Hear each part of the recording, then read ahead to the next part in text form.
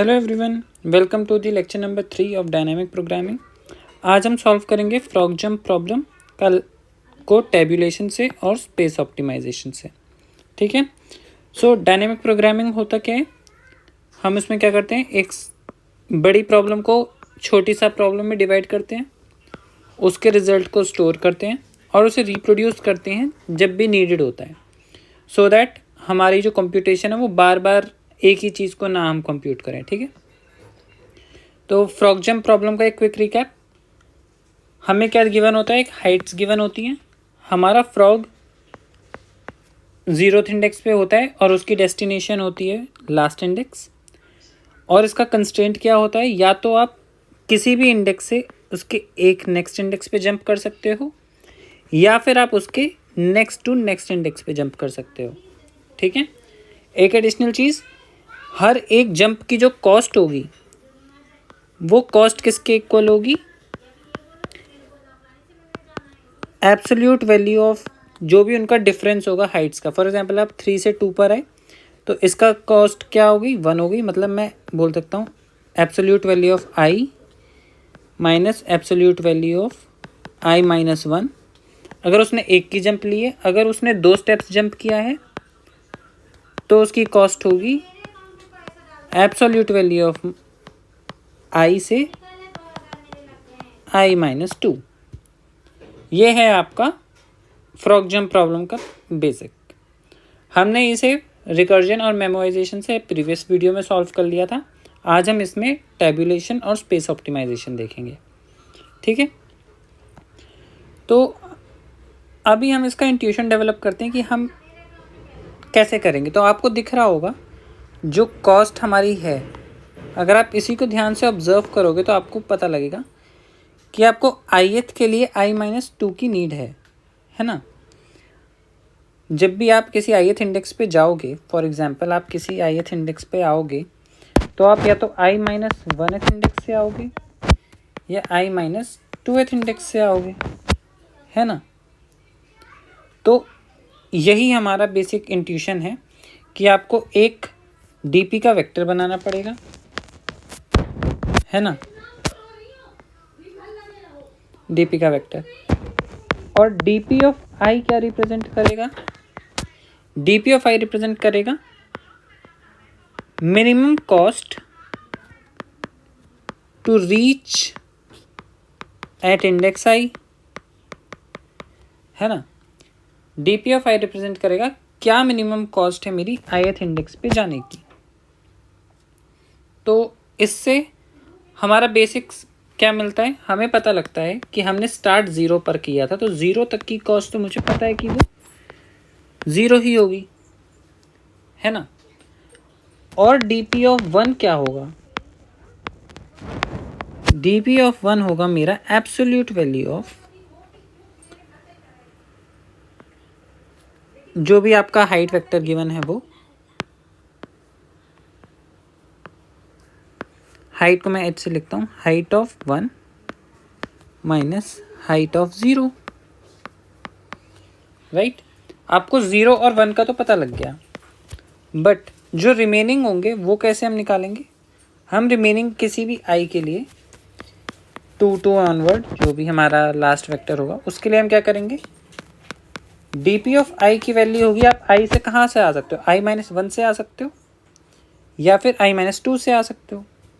तो आप क्या करोगे, मिनिमम ऑफ, आप dp ऑफ i माइनस 1 से अगर आते हो तो क्या कॉस्ट लगेगी, height of i minus 1 minus height of i, या फिर आप i माइनस 2 से आ सकते हो। तो ये मैंने इधर लिख दिया।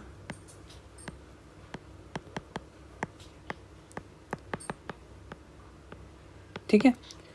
और जैसे ही आपका ये लूप ख़त्म होगा आपको रिटर्न कर देना है आपका dp ऑफ n माइनस 1, या फिर आप dp ऑफ n भी कर सकते हो, डिपेंड करता है कि आपने dp को कैसे इनिशियलाइज किया है।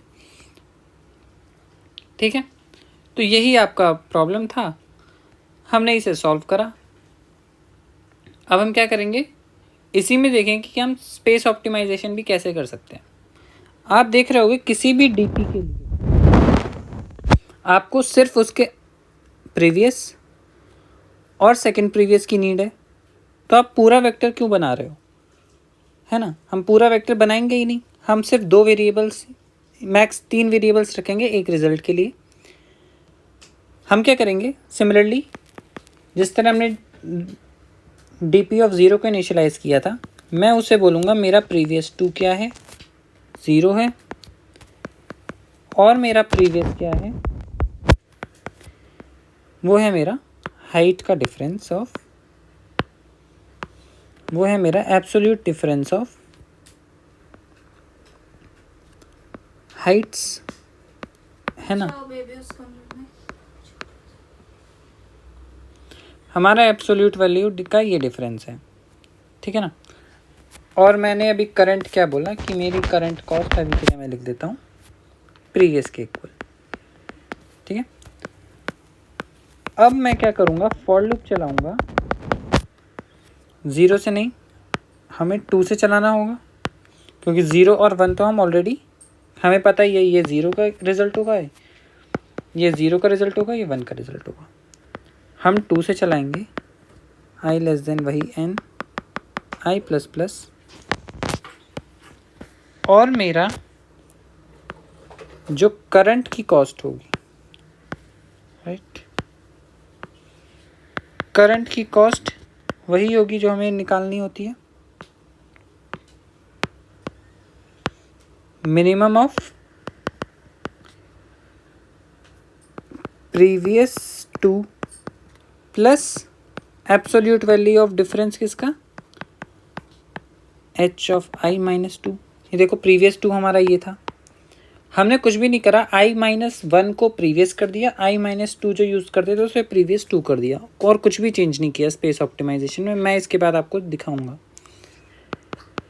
या फिर आप प्रीवियस से आए और आपने i माइनस 1 कर दिया, ठीक है। ये करने के बाद आपको बस कुछ भी नहीं करना, आपको अपने अपडेट्स करने हैं प्रीवियस और प्रीवियस 2 को। ये करने के बाद आपका प्रीवियस 2 हो जाएगा प्रीवियस, और प्रीवियस हो जाएगा करंट, और आपको रिटर्न कर देना है करंट, ठीक है। अब हम दोनों कोड्स के सिमिलैरिटीज़ देखेंगे कि सिमिलैरिटीज़ क्या हैं। आप देखोगे इधर डीपी ऑफ 0 जो था वो प्रीवियस 2 से कम में रिप्लेस हो गया, इधर जो डीपी 1 था वो प्रीवियस से रिप्लेस हो गया, और जो हम यहाँ पर रिटर्न कर रहे थे हमने इसके लिए एक नया वेरिएबल बना लिया करंट। बाकी कुछ भी नहीं है, बाकी ये भी हमारी वही सेम लूप कंडीशन है, यहाँ पर भी हम 2 से n-1 तक ही जा रहे हैं, और डीपी की वही कंडीशन है। बस इसमें क्या है, हमने ये अपडेट्स एक्स्ट्रा ऐड करें, राइट। सो अब हम क्या करेंगे, अब हम इसका कोड करके देख लेते हैं। ओके, तो अब हम कोड करके देख लेते हैं हमारा ये प्रॉब्लम कैसे था। पहले हम मेमोराइजेशन से कोड करेंगे, उसके बाद हम स्पेस ऑप्टिमाइजेशन भी करेंगे।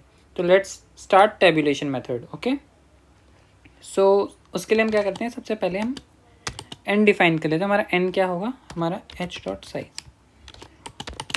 ठीक है।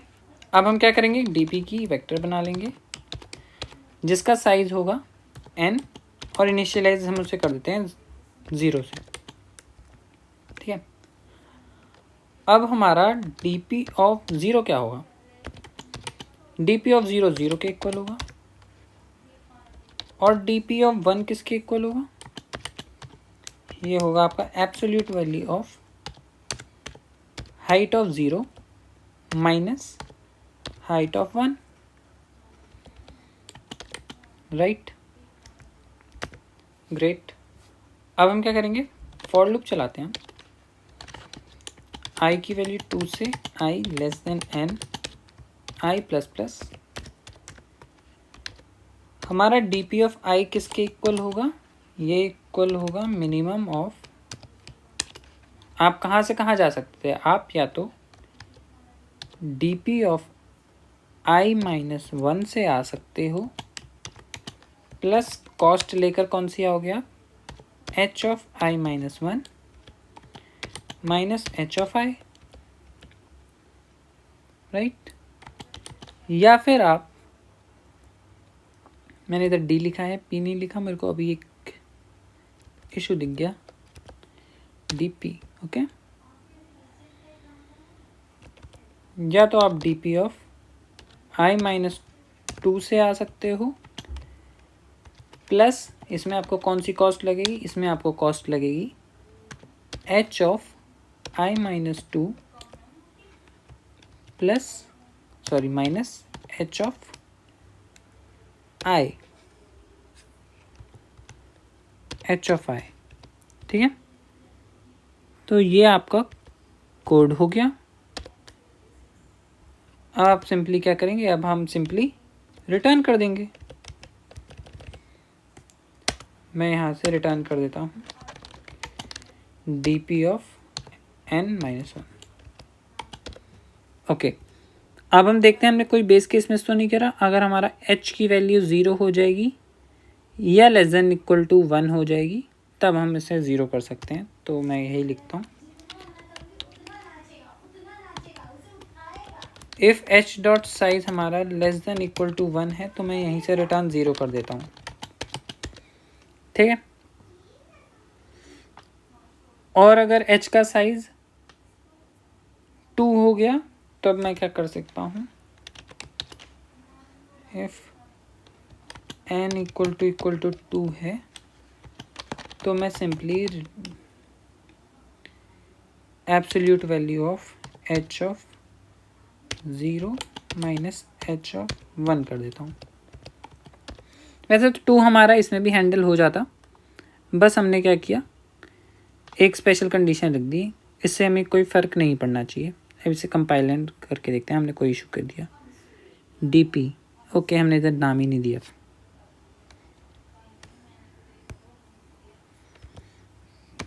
dp very okay. अब इसे रन कर देते हैं। हमने इसे सॉल्व कर लिया। अब हम इसी प्रॉब्लम को मॉडिफाई करेंगे, किससे, स्पेस ऑप्टिमाइजेशन में। तो मैंने क्या किया, सबसे पहले अपनी जहाँ पर भी मैंने dp बनाई थी, इससे हटा दिया, ठीक है। हमें स्पेस करना है, और इसे भी हटा दिया, और जो हमारी ये लाइन थी इसे भी हटा देते हैं,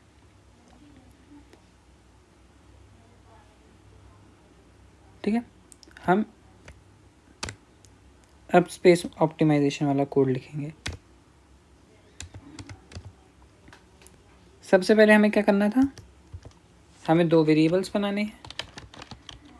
प्रीवियस 2 था हमारा 0, इंट प्रीवियस था हमारा absolute value of h of i minus h of 1 minus h of 0, right. और एक करंट हम बना लेते हैं जो कि प्रीवियस के इक्वल होगा,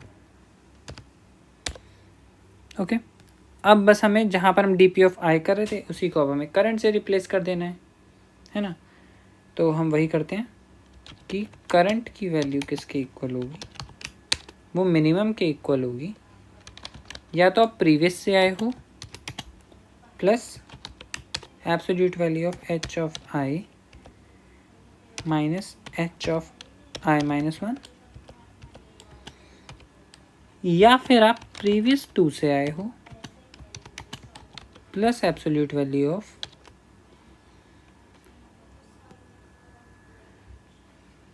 h of i minus h of i minus 2 के, ठीक है।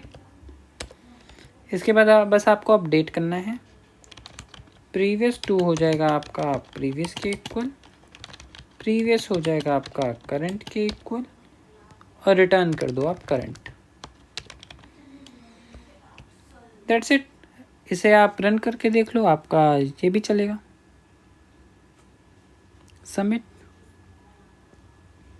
यस। हमने इसे स्पेस ऑप्टिमाइजेशन एंड टेबुलेशन से भी सॉल्व कर लिया इस प्रॉब्लम को। आपने फाइनली एक GFG का और डायनेमिक प्रोग्रामिंग का एक क्लासिकल प्रॉब्लम सॉल्व कर लिया है। अगर आपको कोई भी डाउट हो तो please do mention in the comments. Thank you.